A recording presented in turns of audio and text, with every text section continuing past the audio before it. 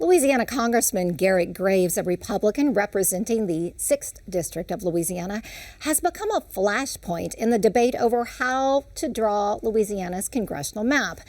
Governor Jeff Landry is backing a congressional map that would turn Graves' district into a black majority seat, effectively pushing the congressman out of office. I talked with Congressman Graves about his political future as he weighs in on what's at stake with congressional redistricting.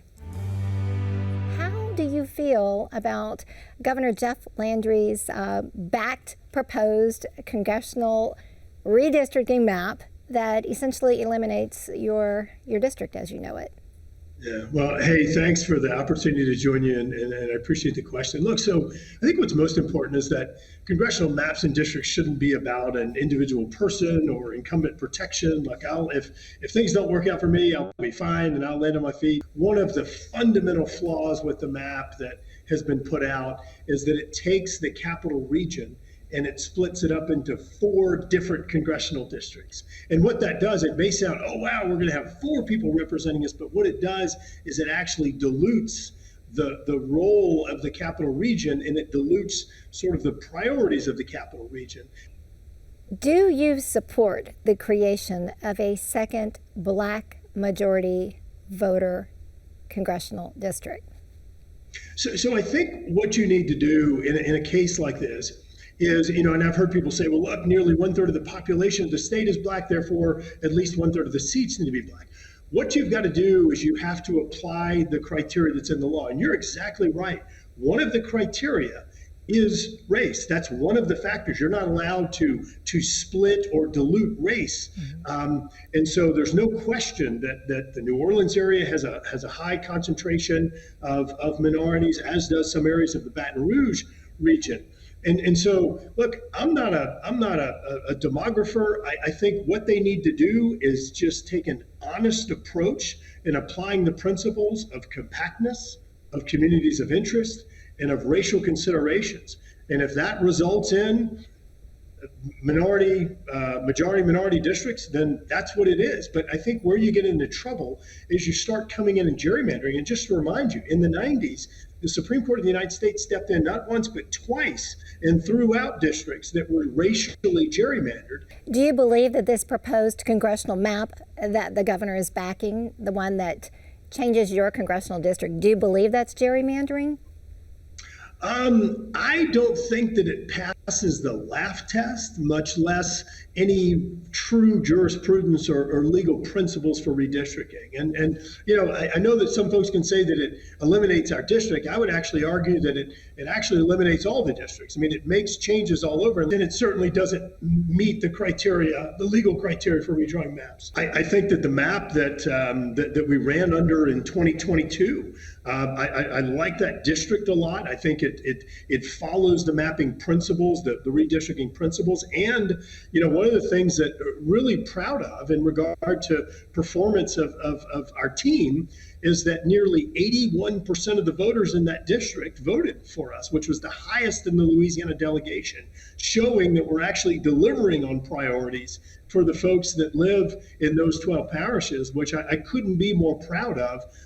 Being able to have that kind of support, despite the fact that there were Republicans, Democrats, and independents and others who were all on the ballot at the same time. Do you believe the legislature is best suited to redraw the congressional map, or should that be left up to the courts?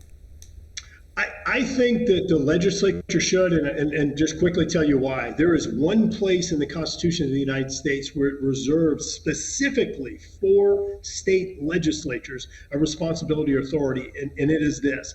And I don't like the idea of courts stepping in and drawing maps, but there's not a mandate that Louisiana draw a new map today, which unfortunately is a misnomer that's been repeated in the press a good bit. But I want to be clear. I don't think there is any scenario where that map that passed the Senate gets through a court. I don't think it even begins to comply with any of the 3 criteria that are required by law.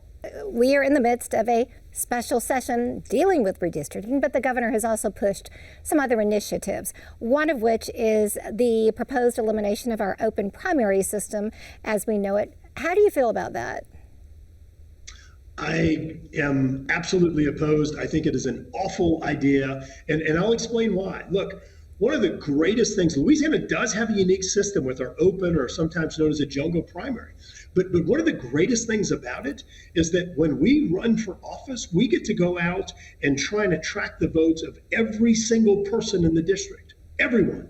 And it doesn't matter if these people are very liberal or very conservative. These are the people that at the end of the day, if we win, we're representing them. So why would you spend half of your election time ostracizing half of the voters and only trying to be attractive to the other half? I think it's un-American. I think it's contrary to freedom and liberty. And I think it is an awful idea. Congressman Graves, I want to wrap up our interview by asking you if there's any news that you'd like to share with our viewers and your constituents. Yeah, look, I just want to highlight what I mentioned before.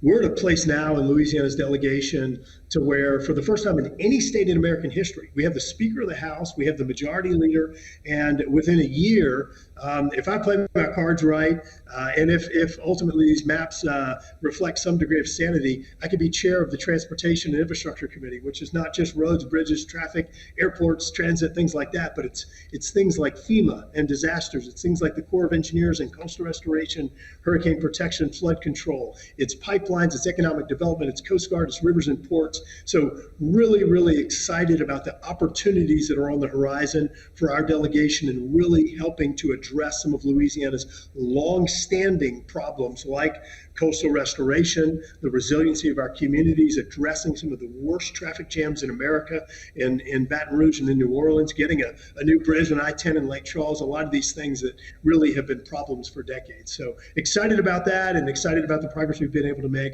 over the past few years, but appreciate the opportunity to join you today. All right, Congressman Garret Graves, thank you so much. And I guess it's back to work for you. Yeah, absolutely. Thank you.